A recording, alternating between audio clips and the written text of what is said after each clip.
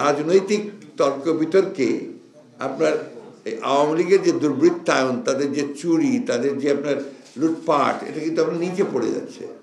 আমাদের বিদ্যুৎ খাতে যে দুর্নীতি হয়েছে এই বিষয়টা খুব ডিটেইলস আমাদের জাতীয় স্থায়ী কমিটির সদস্য, সাবেক বিদ্যুৎ প্রতিমন্ত্রী জনাব ইকবাল হাসান মাহমুদ টুকু তিনি একটা প্রেজেন্টেশন তৈরি করেছেন আপনাদের জন্য, এবং আমি মনে করি যে এটা শ্বেতপত্র প্রকাশের ব্যাপারটার চেয়েও একটু আকর্ষণীয় হবে, এবং যেটা আপনাদের রিপোর্ট থেকে নেওয়া সব কিছু, এবং সেগুলো সোর্সগুলো সমস্ত হচ্ছে আপনাদের রিপোর্ট থেকে এসছে, অর্থাৎ মিডিয়া রিপোর্ট থেকে এসছে।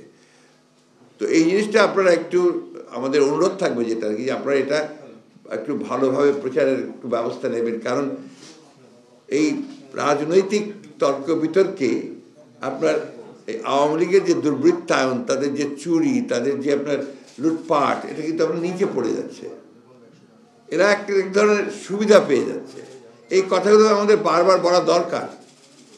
এই কথাগুলো না বললে আপনার আওয়ামী লীগের যে দুর্বৃত্তায়ন এবং আওয়ামী লীগ যে ধ্বংস করে দিয়েছে দেশটাকে, এটা আমাকে যে ভাষায় বলতে যে পোকলা করে দিয়েছে, এটা কিন্তু মানুষ আস্তে আস্তে ভুলে যাবে। এই জন্য আমাদেরকে বারবার এটা বলা দরকার। আর যেহেতু আপনার এই খাতে সবচেয়ে বেশি দুর্নীতি হয়েছে বলে আমাদের কাছে মনে হয়েছে, সেই কারণে জনাব ইকবাল হাসান মাহমুদ টুকু অত্যন্ত কষ্ট করে এটা তৈরি করেছেন, ইনি আপনাদের সামনে প্রেজেন্ট করবেন। আমাদের সঙ্গে আছে আমাদের আরেকজন অত্যন্ত প্রখ্যাত শ্রমিক নেতা, আমাদের জাতীয় স্থায়ী কমিটির সদস্য, সাবেক রাষ্ট্রদূত, আমাদের সকলের অত্যন্ত শ্রদ্ধেয় জনাব নজরুল ইসলাম খান। আমি এখন জনাব ইকবাল হাসান মাহমুদকে মাইক্রোফোন দিচ্ছি, তিনি আপনাদের সঙ্গে এই বিদ্যুৎ খাতে যে দুর্নীতি সে বিষয়ে আপনাদের সঙ্গে কথা বলবেন। না, আমি একটু কাছে দিই। বিসমিল্লাহির রহমানির রহিম। সবাইকে ইংরেজি নববর্ষের শুভেচ্ছা।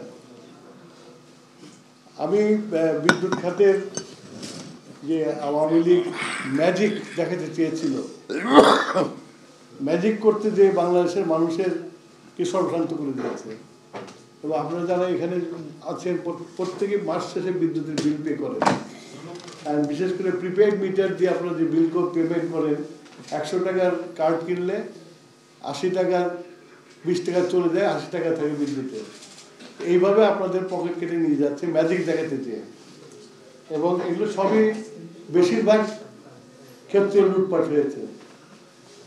তো আমরা অনেকদিন হলে স্টাডি করতেছি আওয়ামী লীগের যে উন্নয়নের যে স্লোগানগুলো চলছিল সেগুলোকে দেখে আমরা বিভিন্ন ক্ষেত্রে বিভিন্ন সেক্টরে আমরা এটা কাজ করেছি, কাজ চলছে আমাদের।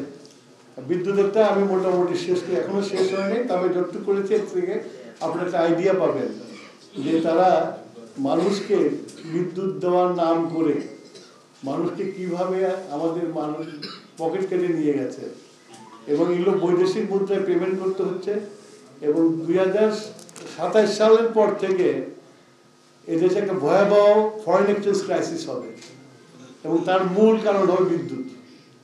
তো সেই জন্য একটু আপনাদের সামনে আমি একটু সময় নিয়ে এই প্রেজেন্টেশনটা করবো, আপনারা দেখবেন, এবং এরপরে এটার সামারি আপনাদের ইমেলে পৌঁছে যাবে, কারণ এটা সামারিটা অনেক বড়, 7-8 পাতার সামারি।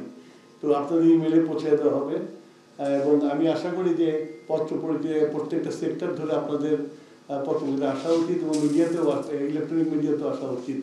এই জিনিসগুলো মানুষের জানা উচিত, কীভাবে মানুষদের পকেট কেটে বিদ্যুৎ দেওয়ার নাম করেছে, এবং আজকে বিদ্যুৎ স্বপ্ন দিতেও দেওয়া যাচ্ছে না, বিকজ অফ জ্বালানি কিনতে পারতেছে না।